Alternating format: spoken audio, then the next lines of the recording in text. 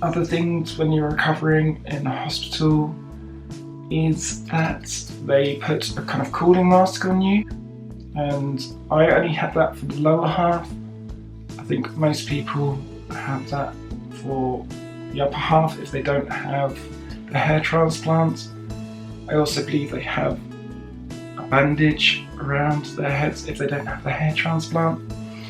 But if you do have the hair transplant, then you won't have the bandaging or that kind of upper cooling mask, because nothing is not meant to touch the hair at all in the first week where you've had it transplanted.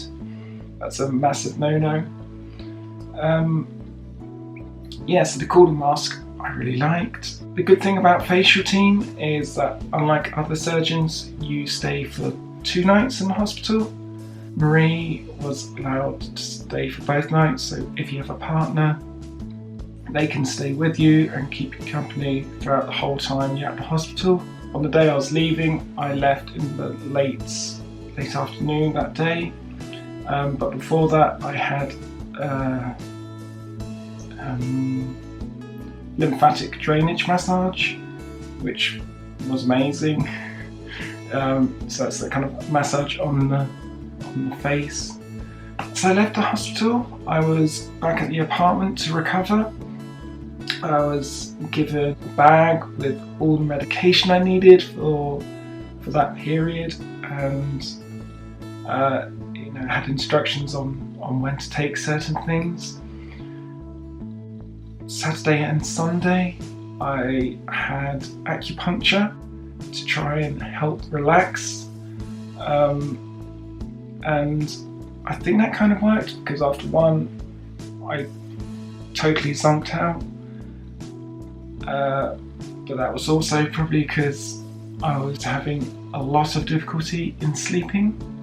After the rhinoplasty, there was just, I think, a lot of blood and gunk up in my nose, and for the first 2 or 3 nights I was back at the apartment, I struggled to sleep. I eventually got to the point where I got my tweezers with my flashlight on my mobile phone.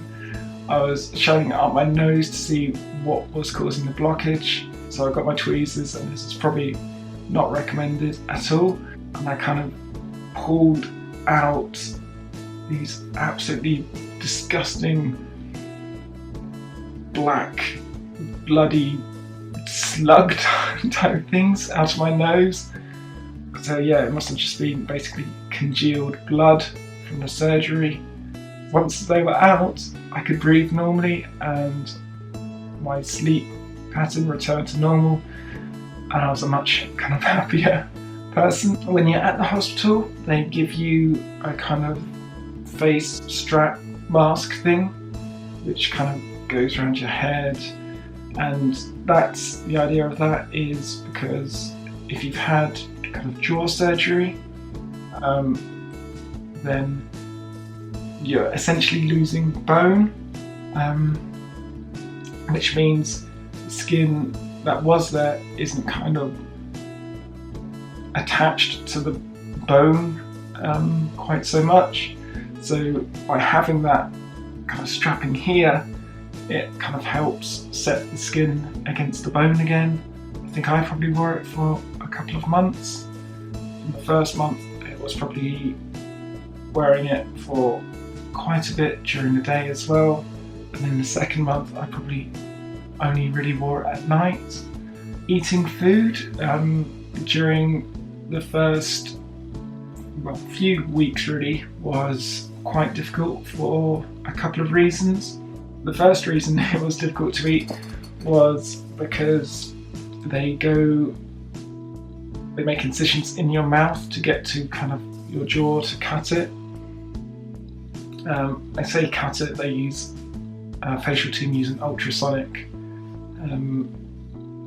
device. Because they go in through your mouth, you have dissolvable stitches in there, and they're kind of odd to feel in your mouth with your tongue, and kind of food can get stuck in between it. Another reason, the main reason for me it was an issue, was just opening my jaw post surgery.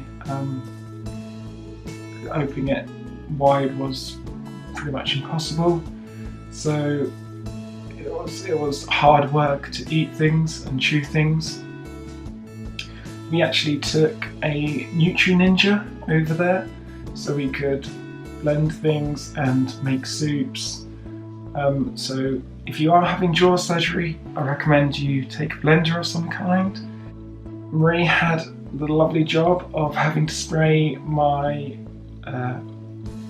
hair transplant area with, I think it was a saline solution, every few hours whilst I was awake. And that's so the scabs don't dry out and I guess take out the hair follicle which has been inserted. I did have another lymphatic drainage massage, and again that was extremely nice. He came to the apartment to do that, so I didn't have to go anywhere for that. Same with the acupuncture. I guess 6 days post-surgery.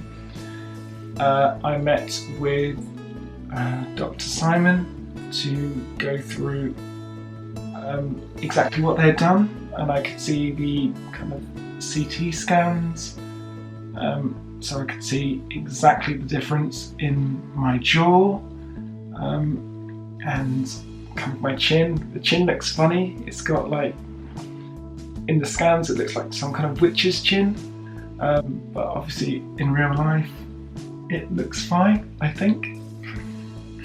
And obviously the brow, I could see where they'd kind of taken that off, and it's incredible to see when you have the forehead reconstruction. They will cut basically from ear to ear over the top here and pull down basically the skin, and I'm about to show a picture, so if you don't want to see what that looks like in surgery, look away now. So yeah, that's what it looks like, which is pretty grim but also quite interesting. Yeah, I had the stitches out the day before we flew back to the UK, and yeah, that's kind of across here, and also I had the stitches out in my nose, so it was kind of around here and also I think inside here. I have to say the nose ones stung the most. That wasn't a pleasant experience, but in the month or so after surgery I probably did have some down days where you just kind of feel like, is the swelling ever going to go down? Obviously the swelling, especially around the jaw and the chin, actually makes your jaw and chin bigger than it was before, so that's, you know, a little bit disconcerting. Obviously I'd seen a CT scan, so I'd seen, you know, there is a difference, and you know that will become visible with time, but it's, you know, trying to be patient. 80% plus of the swelling was gone after 2 months, and then yeah, there was just little bits of swelling which, you know, go down so gradually that you don't really notice it. With regards to the hair transplant growth, I started noticing that after about 3 months, I'd say, and you know, at first it is weird because it was like a dark area, almost like my skin was stained for quite a while afterwards, where they had inserted these kind of hair follicles. But you know, eventually the hair grew, and I think now my hairline's fine. I don't have any issues with it. I'm not concerned about it. Before, it was ever so slightly peaked. Yeah, it was a total vanity thing to get it done, but I just didn't want to have to worry about it anymore. Another good thing, about Facial Team is that if you have any issues afterwards, they don't just ignore you or anything like that. You know, once you've paid your money, they're still there to help you. So I had an issue with my jaw where I felt like I couldn't open it wide enough still, and I contacted my patient coordinator, who in turn sent me a video from Dr. Simon, and he kind of showed me an exercise, which is hopefully playing now. So he recorded a video and showed me how to stretch out the muscles in my jaw. And so it's just again another way that Facial Team show they care, and it's just very nice, really. Not much more you can say. Now I'm going to talk about things that I still have issues with on my face. Again, I should stress that, you know, I'm extremely happy with my results without trying to sound too vain, from kind of where my starting point was. But, you know, we are our own worst kind of critics, and we probably analyse our faces way more than other people do. If you look at my eyebrows, you'll see one is lower than the other, ever so slightly.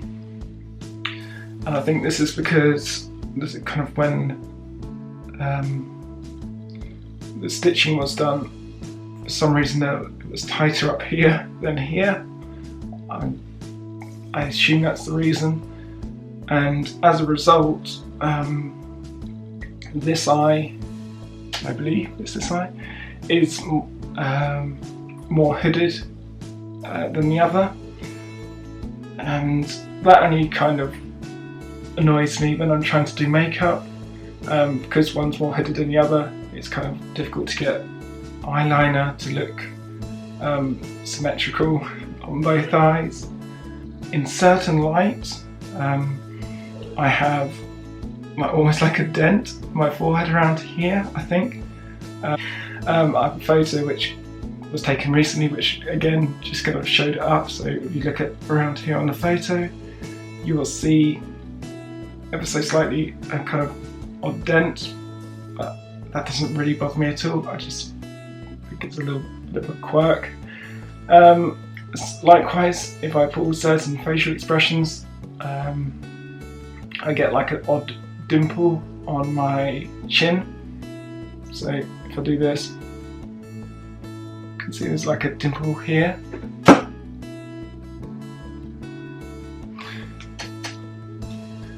Another more temporary kind of annoyance that I had as a result of having the surgery was where they'd made an incision across my head.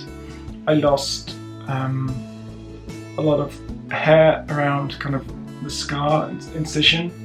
It created kind of a bald patch across here. The hair did grow back,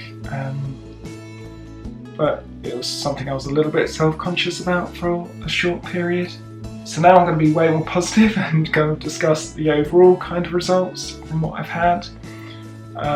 So if we start at the top, my hairline's grown in. It's not an issue at all anymore. Not that it really was before, but it certainly isn't an issue now. The main thing I love about my face now is the lack of brow ridge, and my nose, kind of the curve. It's just amazing compared to how it was before, because obviously the brow ridge was quite prominent, and the nose was a little bit more straight, and it was just a slightly harsher look, whereas now it's far more soft. It's also helped create, along with the jaw as well, what I think is a really nice side profile, which is recognisable as being female because of the lack of brow ridge and this kind of softer, smaller nose, but still in proportion to my face. So yeah, I think one of the biggest differences I always looked for in kind of FFS results prior to surgery was people's side profiles. Sometimes it's not immediately obvious how much has changed when you're kind of face on. I wasn't like totally unhappy with how I looked if I was presenting female prior to surgery. I should point out that prior to FFS I wasn't full time, so every now and then I would kind of put on makeup and kind of see how I looked with my kind of face. From certain angles on photos I could look quite nice, but yeah, it would all fall down from a side profile perspective.